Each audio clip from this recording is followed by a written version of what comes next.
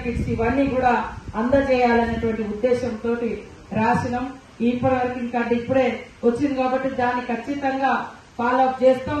మరి ఏదైతే వాస్తవానికి పని దినాల పెంపకం గురించి కూడా నా పరిధిలో ఏమేమైతున్నాయో అవన్నీ కూడా చేస్తాం. మేము కూడా ఒక హామీ ఇచ్చినాం. వాస్తవానికి వ్యవసాయానికి అనుసంధానం చేయాలి, పని దినాలు పెంచాలి, 400 రూపాయలు ఒక ఉపాధి హామీ కూలీకి కల్పించాలి, రోజుకు 400 రూపాయలు ఇవ్వాలని కాంగ్రెస్ పార్టీ కూడా మేనిఫెస్టోలో పెట్టడం జరిగింది. కానీ అక్కడ చూస్తే ఈ చట్టం ఏమో కేంద్రం పరిధిలో ఉంది. కేంద్రంలో మనం ఇక్కడ ఉన్నటువంటి అందరం కలిసి ఐక్యంగా పోటీ చేసినాము. కానీ అక్కడ ఒక మరి వేరే పార్టీ బీజేపీ వచ్చింది.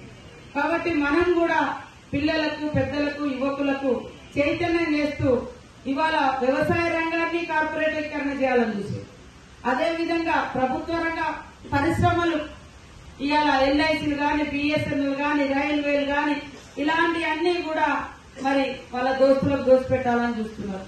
చూసి అదే జరుగుతుంది.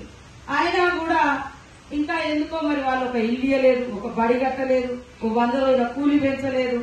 అయినా కూడా కొంతమంది వాళ్ళకు ఓట్లేసి ఎందుకు అంటే అయోధ్యలో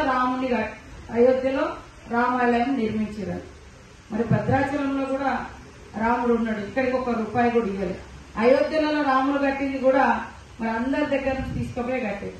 అందుకనే ప్రసిద్ధిగాంచిన రామాలయాలు ఎక్కడెక్కడైతే ఉన్నాయో ఆ రాముడిని ఈ రాజకీయ ఎజెండాలకు తీసుకొచ్చినందుకు ఆ అయోధ్యలో కూడా వాళ్ళని బీజేపీలను ఓడించారు.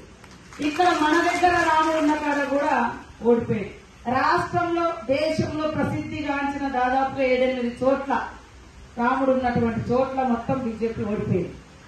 ఇవాళ యూపీలో కూడామని తెలియజేస్తూ మరి మన ప్రతిపక్ష నాయకులకు కూడా కేంద్రంలో ఈ అంశాల మీద పార్లమెంట్ లో, రాజ్యసభలో ప్రశ్నించే విధంగా, ప్రభుత్వాన్ని నిలదీసే విధంగా సెంట్రల్ లో ఖచ్చితంగా రాహుల్ గాంధీ గారిని కూడా కలిసి ఈ విషయాలన్నీ కూడా వారికి వివరిస్తామని తెలియజేస్తూ, ఇది మనం ఊరూరా కూడా దీంట్లో ఎవరు ఎలాంటి వివక్షత చూపుతున్నారనేది మనం అందరం కలిసి ఇలాంటి సదస్సులు నిర్వహించడం మూలంగా ప్రజలకు వాస్తవాలు అర్థమవుతాయి.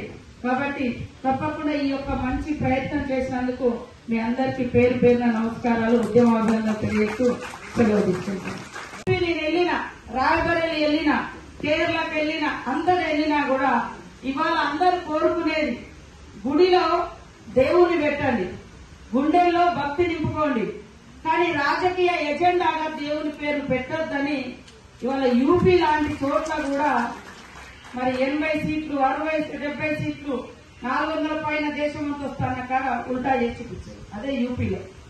ఉత్తరప్రదేశ్ లో అయోధ్య కట్టిన కాడ, రామ మందిరం కట్టిన కాడ కూడా ఉల్టా చేసి పెట్టారు. ఎందుకంటే అక్కడ అడుగుతున్నారు, ఓకే మాకు దేవుడు అంటే నమ్మకమే, విశ్వాసమే, కానీ మా బతుకులు ఎట్లా, మేము ఎట్లా బతకాలి, ఇవాళ ఆదానికో అంబానికో లక్షల కోట్లు వస్తే మా కడుపు ఎట్లా నిండాలి అని తిరగబడ్డారు ఆ ప్రాంతాలలో.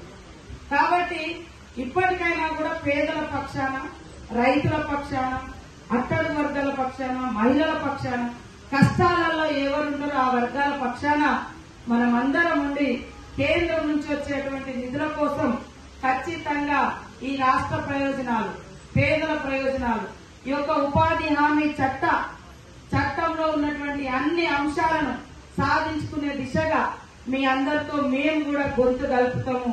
ఈ రాష్ట్ర ప్రయోజనాలను కాపాడడం కోసం ఎంతటి పోరాటానికైనా మేము ముందుంటామని తెలియజేస్తూ, తప్పకుండా మేము తొందరలోనే సమీక్ష నిర్వహించి మా పరిధిలో ఉన్నాయన్ని మేము అమలు చేస్తూ, మిగతా సెంట్రల్ తో ఏదైతే ఉన్నదో కేంద్రంతో లింక్ ఉన్నటువంటి, కేంద్రం ద్వారా రావాల్సినటువంటి వాటి కోసం కూడా